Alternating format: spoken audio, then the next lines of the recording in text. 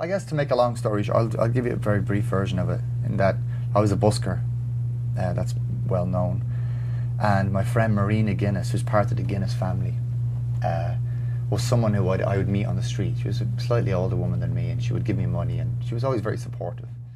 So she came to me one day and she said, Glenn, if you want to come out next Saturday to the house, Van is turning 50, and there's going to be a bit of a... Because she knew She knew I was a big fan, yeah, and I used to busk his songs, I still do. Right.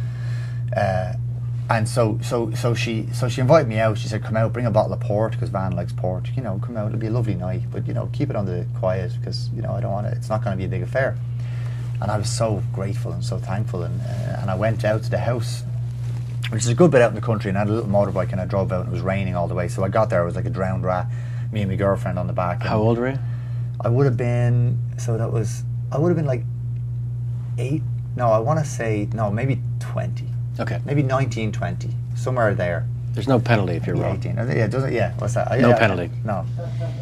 And so we got there, and we went in, and it was Van, and there was a few people, and it was just like people sitting around eating food, and it was just like, a few people like Van and Jerry Lee Lewis and a couple other people, and and it was just a very small gathering. And anyway, we sat down at dinner, and we were kind of vaguely introduced to Van. He's like, hey, how's it going? We all ate, and afterwards we went to a different room for drinks, and someone came into the room at one point and said, everybody come on into the kitchen, Van is singing some songs. And then we went in, and Van and Jerry Lee were singing. So how many people, just to get a picture in our minds, were in the kitchen at that point? Maybe 10. Okay. Yeah, maybe 10 people. And I'm just sitting there floored, blown away, looking at this, just loving it, just because I'm a huge fan. And he's singing an old Hank Williams song, he's singing like some Blue Sky Boys songs, and Waylon Jennings, and like just great old country music. And then at one point he just said, does anyone want to hear a song? Any requests? He said, any requests? And I didn't know if I should say something, if I shouldn't. And I just said, Van, I was standing quite far back, I said, Hungry for Your Love. And Hungry for Your Love is a song off Wavelength, which is an album he made, let me get this right now, it's either 78 or 79, or it could have been 80. I think it's 78. And it was one of the, I guess, lesser known records of his. Great record, amazing record, real soulful, kind of up. And Hungry for Your Love is one of the great songs off this record. And I said, Van, Hungry for Your Love. And he just looked over at me and says, you don't know me.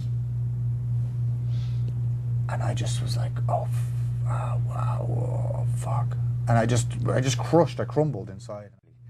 So I went outside, I sat down on the step, and I was like, right, okay, Jesus, and I was totally freaked out, because I'm just a kid, and I'm like, this is someone he's like a Dylan to me, because my heroes are Dylan, Van, and Leonard Cohen. They're my men. So I'm getting to hang out with one of them, and I can't believe it. Anyway, I'm outside, and I'm thinking, right, I'll just go home. Shit, I shouldn't have come here, and of course I'm blaming myself because I'm Catholic, and so Marina comes out and says, no, come back into the house. No, come on, it's going to be cool. You'll be, he's just, he's a bit touchy sometimes, but honestly, trust me, come back in, it's all good, So I went back in, I said nothing, I sat at the end of the room, and I listened, and I really enjoyed it. I was really enjoying it still, but of course I knew not to cross him in any way. And again, at one point, he held up the guitar. He says, anyone else want to sing a song? And he was kind of passing the guitar on, and I'm doing a really bad impression of his accent, by the way, but just, and so Marina... Yeah, you really can't do an Irish accent. Yeah, well, he's from Belfast, so it's a different thing. Marina said, Glenn, you'll sing a song, Glenn will sing a song, and I was like, no. No, please, dear God, no. Haven't I done enough? Exactly. No, don't, please. And so Van looks down, he sees me, and Marina's like, come on, Glenn, come on, and people are like, come on, Glenn, sing a song. And I stand up and I walk to Van, and he hands me the guitar, and he stands up and walks out of the room. And I'm standing there by the guy, and I'm thinking, oh God, the only guy I want to actually sing to is gone. So I'm standing there with my guitar, and I'm kind of freaked out, because now I've kind of had another interaction with him, and I don't want to be in his way at all. So I sang my song. Which song? It was a song called Your Face, which was a brand new song. I'd just written it at the time. And then I sang a second song, because people were like, sing another one. That was lovely, So I sang a second song. And during my second song, Van came back in and just sort of sat with his back to me at the table.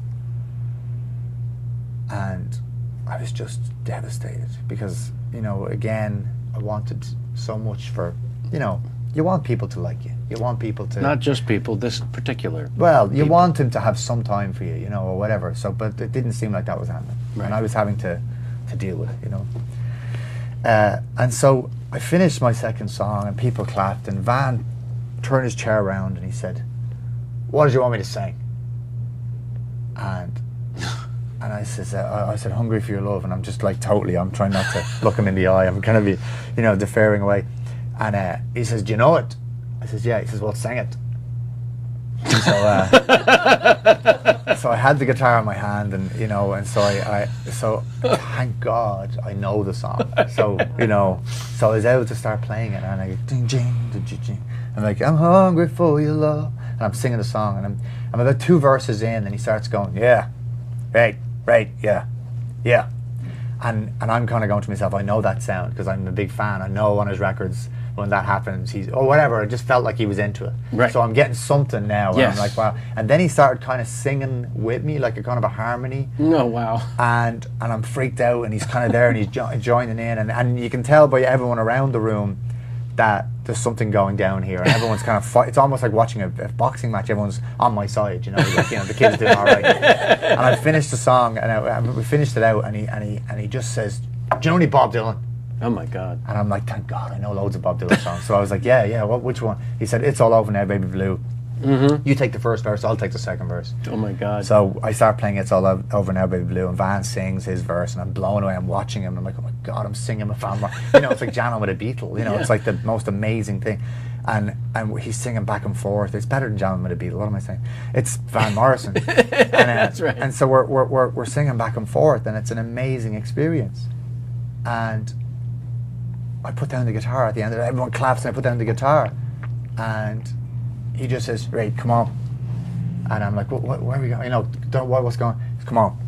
And I take the guitar, and we walk, and I follow him, and he brings me upstairs into this beautiful old house that the Guinnesses own. And I go upstairs into a room, and he brings brings a bottle of port up, and we put it in the room. And he sits me on the bed, and he's on one bed, I'm on the other bed. He says, "Now sing for me. Sing a song." And Jesus. And I was like, oh gosh, and I'm blown away because like now it's just me and him. Now he's saying, "Show me your stuff." Right, and so I play a song Of your own. of my own, song called "The Dancer." I remember it was the first song I played, and he takes the guitar. "What do you want to hear?" And then I'm like anything. I'm like, yeah, and I'm like, okay, so "One Irish Rover," which is a song from No Guru, No Method, No Teacher, which is an amazing record of his, and he plays it. And what was amazing was I'm sitting there across from Van Morrison, and I'm watching his fingers, I'm watching his throat, I'm watching his mouth, I'm watching how his mouth moves. I'm getting to sit and observe a master at work right up close. I'm watching everything because I'm just drinking the experience, and I can't believe my luck. And finishes the song, hands me the guitar, sing another. And I swear to God, I got to hear Madame George, I got to hear like Sweet Thing, I got to hear Astral Weeks, I got to hear all the songs, Into the Mystic, all the songs I've ever loved of his. And we passed the guitar back and forth. I ran out of songs after like an hour and a half because I wasn't old enough to have written that many songs. But I you know, right. At 20, I'm surprised you last an hour and a half. Right. Well, Van kept going and all these songs, and the sun came up, and eventually a knock on the door, and you know, Van's girlfriend at the time. Who was wondering where the fuck he'd been for 6 hours? Well, no, I think she knew where he was, and I think there was a real thing of like leave them. Like, Sure. And she came in and said, "Van, we have to go. It's time, you know." And Van got up. He stood up, and he said to me, "Nice voice, nice songs, blah blah blah." And he walked out, and that was all he said to me. The whole night we had just sung to each other. There was no dialogue. There was no, like, when did you write that? There was nothing like. There was no what's that chord. Nothing, no talk, just sing. At the end of the night, nice voice, nice songs, blah blah blah, and he left. And I sat there feeling like I just won the lottery. Oh yes, you You had. know, like it was the most amazing. You had. And that deepened me. That experience deepened me so much because had I walked away on that first, you know, You don't whatever know it was, me. that challenge, I'd lost that whole night. And somehow, not even through my own volition, but through someone else's, I stayed and I actually it's an experience that I will take to my grave as in one of the great experiences of being with a master and him taking you all the way in and letting you see, because his only gift to me could really have been What he did. here's what I do, Yeah. and here it is up close, and his rhythm style. I mean, I've picked it up the moment he left, I was like working out all the and doing the because he has this style of rhythm that's just so addictive and so powerful and so him, so clearly his, that I came away from that experience not only a bigger fan, but a changed musician, changed like forever.